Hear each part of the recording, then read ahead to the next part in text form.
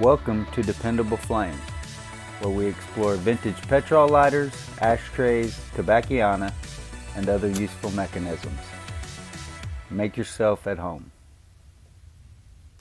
Today we have a vintage 1979 Zippo Slim Scrimshaw whaler that we recently acquired in a trade with our friend Friedrich Deal. Friedrich hit me up on the DependableFlame.com Facebook group, posted a picture of this lighter in its box, and stated his interest in trading for not a brand new Cygnus roller lighter, but one that was in VG plus condition. And I ended up trading him a brand new one. Was the best option, I think, of what I had to trade and what he was wanting. I'd offered a couple of used ones. They're both nice lighters, regular pocket size and then the short model, but he opted for the one that was brand new, and I was happy with that deal as well. This is the first time that I have run across, at least best of my memory, the dual bottom stamp for the 1979 Zippos.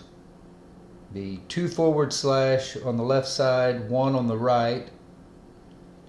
But these can also be from the same year with 1 on the left and 2 on the right. Either way, both are authentic, and I don't believe that one is more desirable than the other. This is the first Scrimshaw lighter of any kind that I've owned, and these panels are not genuine Scrimshaw, which the way I understand it would be whalebone, walrus tusk, maybe even elephant tusk. So I guess basically ivory. But the engravings or design that are on these panels have been applied to an acrylic chip, what Zippo calls Ultralite. Came out, I believe, according to the lightergallery.com, which I got most of the information that I didn't already have in my head about this lighter from lightergallery.com. Very interesting and informational website. You should check them out. According to that site, there were 3 original Scrimshaw designs: the outrigger, the schooner, and this, the whaler. The outrigger and the schooner were originally produced, although they were a sort of pre-production model, I believe, a prototype. I don't know that they were actually put into production, although there was a price sticker on one there on lightergallery.com. I don't remember now whether, I think it was the outrigger. Showed a price of $37.50. But those original 2 designs, the schooner and the outrigger, were done in genuine Scrimshaw, and I'm assuming at a higher price than it ended up costing for these ultralight acrylic chip sort of faux Scrimshaw lighters. But according to that lightergallery.com, those were all the original designs, those 3.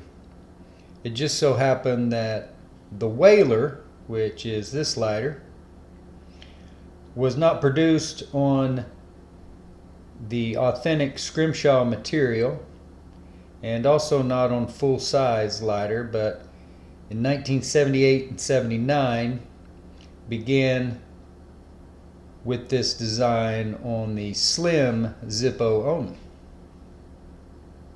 So that's all interesting. It's all cool. I don't know anything about the process. I don't know anything about, I believe all of these Scrimshaw type lighters that were produced on the Ultralite acrylic chips, I believe the engraving, coloring, whatever that process is, was all done by machine. Whereas the genuine Scrimshaw examples that were produced as prototypes, I believe in 1977, maybe 1978, those were engraved by hand and sometimes even perhaps had the artist's signature engraved in them. So this is definitely a production model, 1979. I don't know if that is the original box.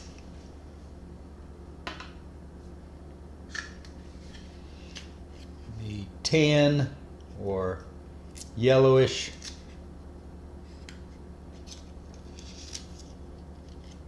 or maybe off-white, and then that's the only real literature that accompanied the lighter.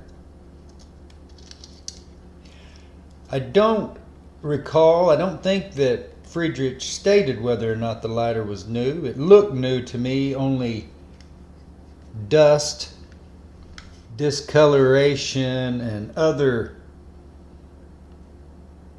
rust perhaps. There will be a repair video of sorts following this one. But when I say rust, there was sort of a film layered around the inside of the windscreen and also had settled a little bit into the wick. But we laundered the wick with some lighter fluid, cleaned it all up and wiped it down, reinstalled the wick, wadding and all that.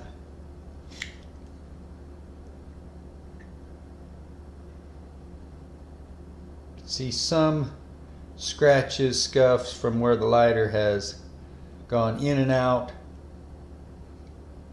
but not an overabundance as if it has just been abused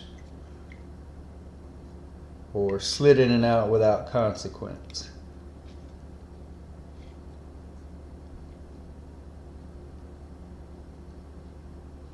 I've never taken the time to memorize. I'm sure if our friend Mario Bear is watching, he will confirm or let us know if that insert does not match, and several of you have that information memorized as well. But a nice clean lighter, some dust, some scuffs, other wear, scratches, but overall very good condition, and one that I'm glad to put in the Zippo display with its cream colored box and have it there to display with the other Tobacciana replicas, the Bob Dylan Zippo, and the two that pay homage to Ted Ballard and the National Lighter Museum in Guthrie, Oklahoma. Until next time.